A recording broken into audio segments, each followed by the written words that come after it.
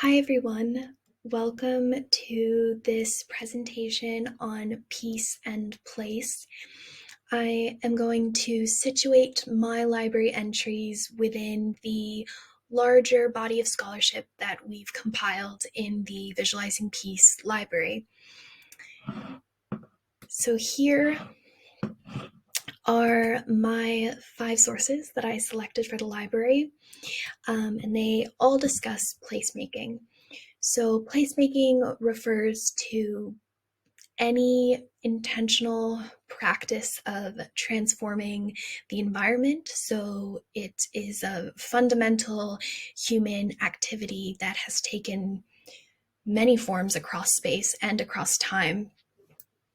And I chose to research placemaking because in my research last semester,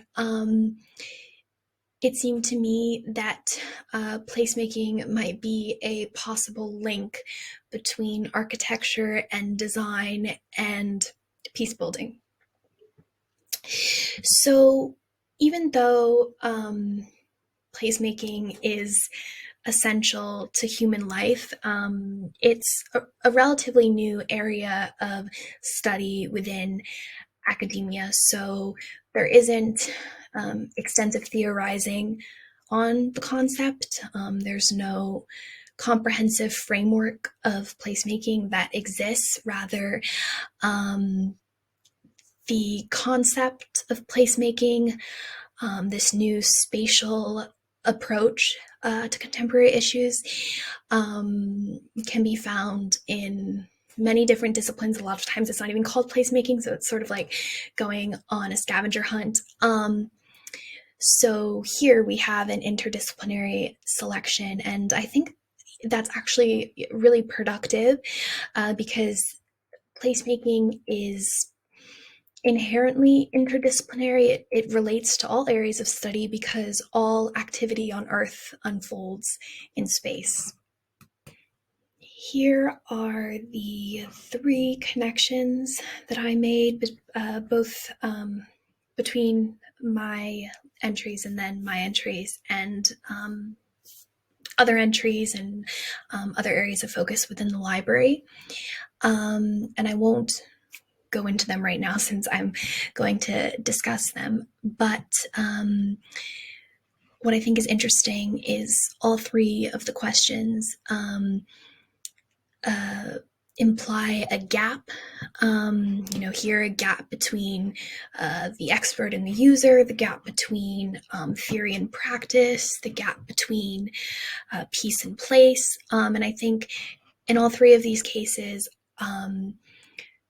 placemaking can bridge that gap. And that's what I'm going to be discussing. And then here on the left, I just have a helpful definition, which I've sort of already talked about, but just to underscore how broad placemaking is and how it isn't a rigid procedure that should be opposed or imposed on communities. So firstly, I want to talk about experts and place. And I've put at the bottom on every slide going forward which sources I'm talking about or comparing. So here I'm going to talk about 2 of the sources that I contributed. And this interesting connection emerged about expert discourse and about the shortcomings of the architecture discipline. A lot of other placemaking research that I've done focuses on how architecture might be able to serve a peace-building purpose rather than how architectural practice can be adapted or how a peace-building purpose for architecture actually points out a lot of the issues within the profession, if that makes sense. So both of these sources, they identify expert discourse, this focus on artistic experimentation, theoretical debates, all of these this focus that is like totally that exists in a vacuum, from isolated from um, the world that architects actually practice in and build in. And I think this point about expert discourses is really valuable because it sort of explains why there aren't many successful examples of peace building architecture. And that's because the architecture discipline itself is an obstacle to collaborative placemaking. And so both of these sources argue that uh, experts should design the placemaking process rather than the end product, which I think is really interesting. So a total shift in the discipline of architecture, and a focus in architectural institutions on teaching a contextual design process, teaching how to transform what users envision for their space and transform that into a design that can be executed, rather than projecting all of these theoretical debates and this architectural discourse onto the built environment, which just becomes an obstacle to peace. Next, I wanted to talk about care and care ethics, because care has been discussed a lot in the Visualizing Peace project. And I never thought about the connection between care and place, which is strange because placemaking is a care practice. You're caring for, you're creating, nurturing a space, building a relationship with that place, letting it store your memories. So there is a very strong connection between these two, and that connection is explored in the podcast with Dr. Juliet Davis. Her book discusses the relationship between, or the the need for care and care practices within urban design. And so this kind of builds off of the last slide. Not only because I discussed this source in the context of expert discourse, but because care and focusing on care is a way to deconstruct that gate-kept expertise and the gate-kept skill set that's needed for placemaking, because both sources, and then I also went in the library and was looking at what already is in there on care, and I looked back at this journal article on taking love and care seriously, which talks about care existing alongside violence.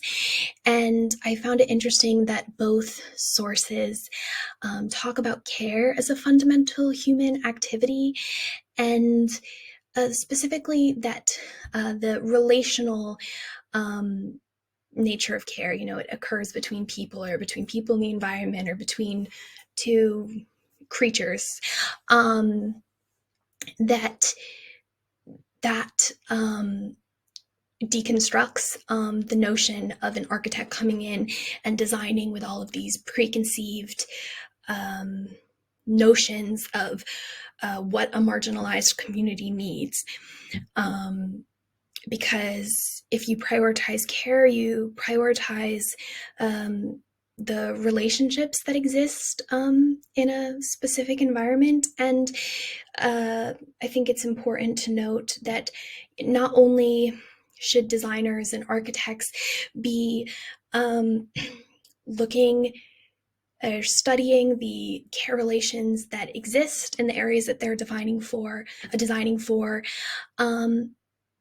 but also they should reconceive of their discipline as a care practice within itself. And that again also ties back to architects becoming designers of placemaking processes, because if a placemaking process prioritizes care between users and architects, between all different actors that are involved in that process, that process can become a peace building tool. So next is the concept of village temple consciousness, which is a term that the author of this article listed there on the ethnography of placemaking in post-war reconstruction in Sri Lanka. The author of that article uses the term village temple consciousness instead of placemaking to highlight the fact that placemaking is a indigenous knowledge in Tamil communities, and that therefore placemaking practices are often threatened by peace-building processes because, well, for example, in Sri Lanka, the houses provided as aid by the government and by NGOs, etc., weren't built with the user in mind, and their placemaking practices, which come from the Hindu religion and are passed down through generations. It's this embodied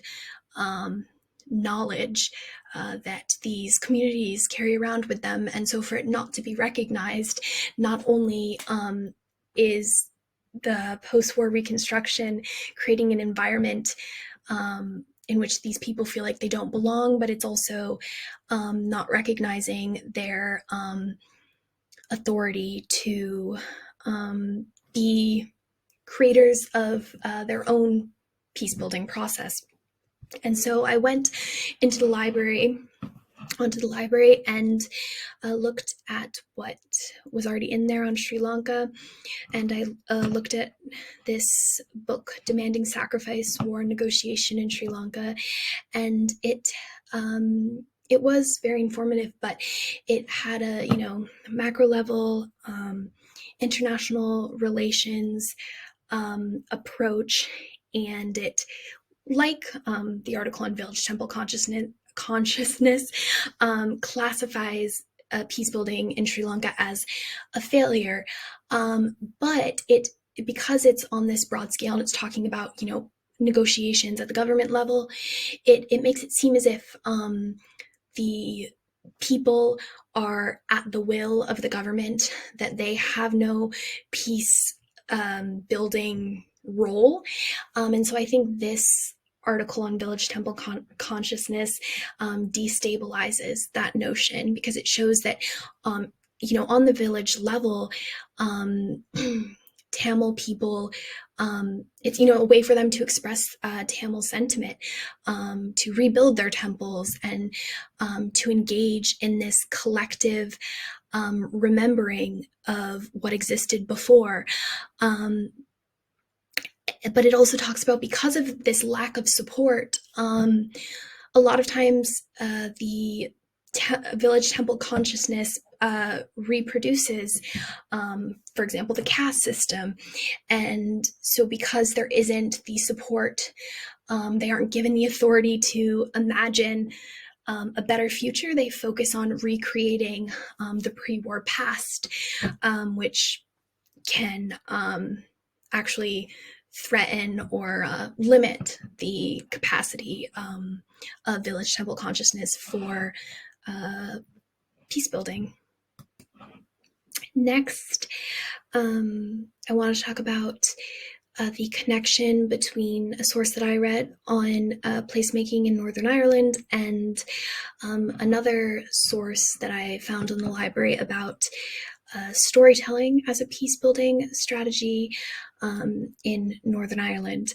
And what's so interesting about the connection is, in the article that I read, it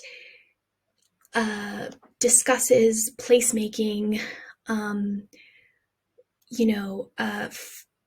as a tool of storytelling, which is interesting. And by that, I mean that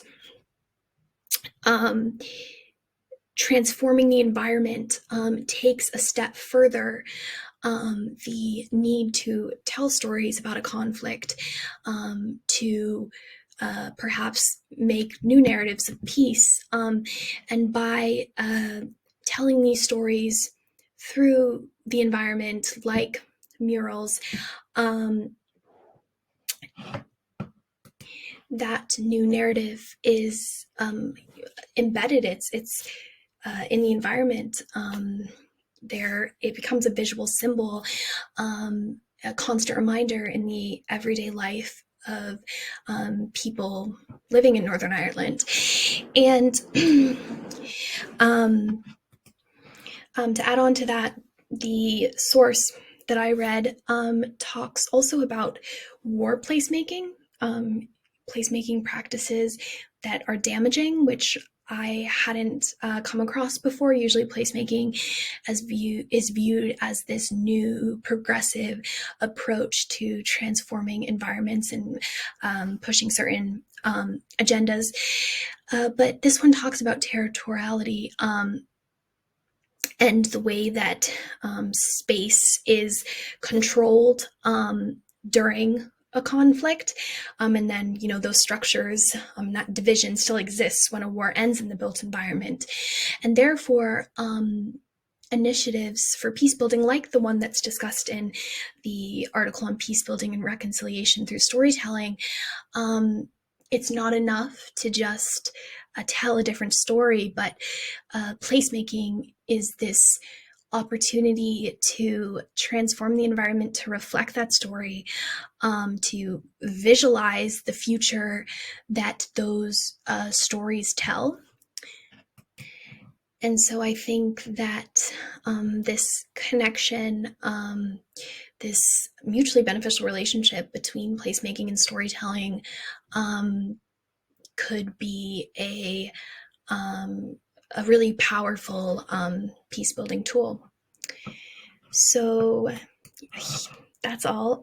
Here are the citations for my sources, but they can also be found on the Visualizing Peace library website. So thank you so much for listening to this presentation. I hope it was enlightening and that you learned a bit about the relationship between peace and place. Thank you.